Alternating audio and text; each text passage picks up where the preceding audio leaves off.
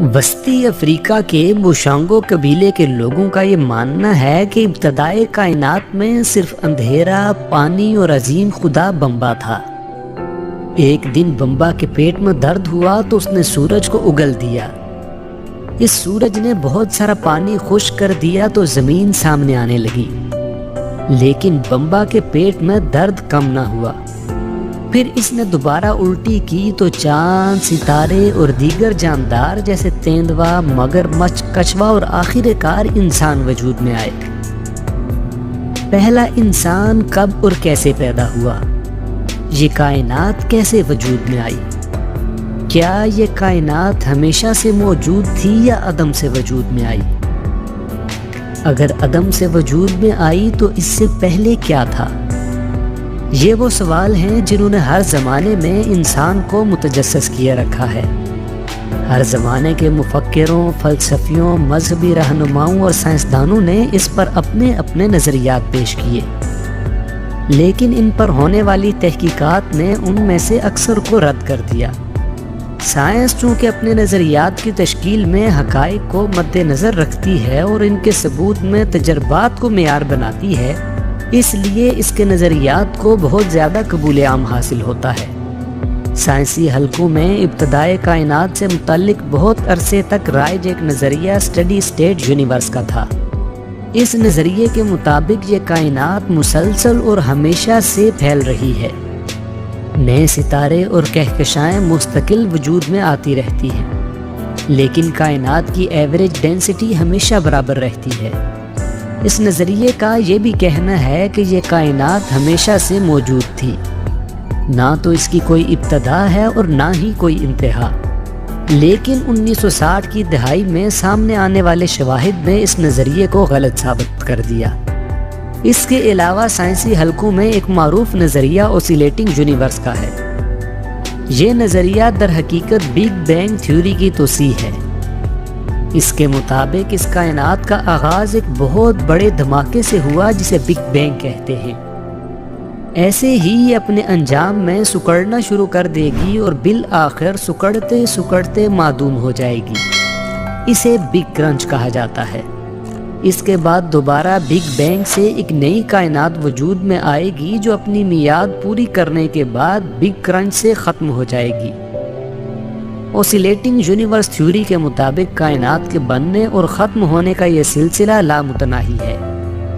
اس کے علاوہ دو نہایت ہی حیرت انگیز اور نسبتاً کم معروف نظریات فلیٹ ہالوگرام تھیوری اور ڈیجیٹل سیمولیشن تھیوری ہیں۔ فلیٹ ہالوگرام تھیوری کے مطابق ہماری کائنات حقیقت میں ایسی نہیں ہے جیسے ہمیں دکھائی دیتی ہے، بلکہ یہ ایک سفیر کی سطح پر ایک فلیٹ ہالوگرام ہے۔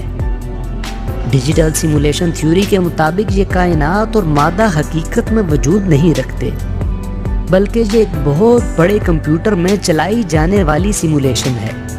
یہ بالکل ایسے ہی ہے جیسے دی میٹرکس فلم میں ایک فرضی دنیا کو دکھایا گیا تھا۔ موجودہ دور میں سائنسی حلقوں میں جس نظریے کو سب سے زیادہ فروغ حاصل ہے وہ بگ بینگ ہے۔ اس نظریے نے کائنات کی ابتدا کے متعلق ایسے حقائق بیان کیے ہیں جنہیں مسلمہ سمجھا جانے لگا ہے۔ بگ بینگ دراصل انگریزی زبان کا لفظ ہے جس کے معنی ہیں بڑا دھماکہ۔ بگ بینگ وہ دھماکہ ہے جس سے ہماری یہ کائنات وجود میں آئی۔ بگ بینگ تھیوری کے مطابق کائنات کے وجود میں آنے سے پہلے تمام مادہ ایک سوئی کے 1000ویں حصے سے بھی چھوٹے نقطے میں مقید تھا۔ اس نقطے کو سائنسی اصطلاح میں سنگولیرٹی کہتے ہیں۔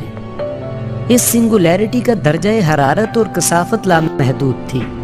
پھر ایک بہت بڑا دھماکہ ہوا اور تمام مادہ ایک دوسرے سے دور ہونے لگا اور خلا میں پھیل گیا۔ اس دھماکے سے لے کر اب تک یہ کائنات مسلسل پھیل رہی ہے۔ بگ بینگ تھیوری کے مطابق ہماری کائنات کے نقطۂ آغاز کو 13.7 ارب سال گزر چکے ہیں۔ 13.7 ارب سال پہلے نہ یہ سورج تھا، نہ یہ ستارے، نہ یہ کہکشائیں تھیں اور نہ ہی یہ نظارے، بلکہ صرف دھماکے کے نتیجے میں پیدا ہونے والے بڑے بڑے ہائیڈروجن گیس کے بادل تھے۔ خلا میں موجود ان بادلوں کے جن حصوں میں ہائیڈروجن اور ہیلیم کی مقدار زیادہ تھی، ان حصوں میں گیسیں سکڑنے لگیں اور سکڑتے سکڑتے کافی گرم اجسام کی شکل اختیار کر گئیں۔ ان اجسام کو ہم ستارے کہتے ہیں۔ اس کے علاوہ جن ستاروں کے آس پاس گیسز کی مقدار کم تھی، وہاں بھی گیسز سکڑتی چلی گئیں اور ستاروں سے نسبتاً کم گرم اجسام کی شکل اختیار کر گئیں۔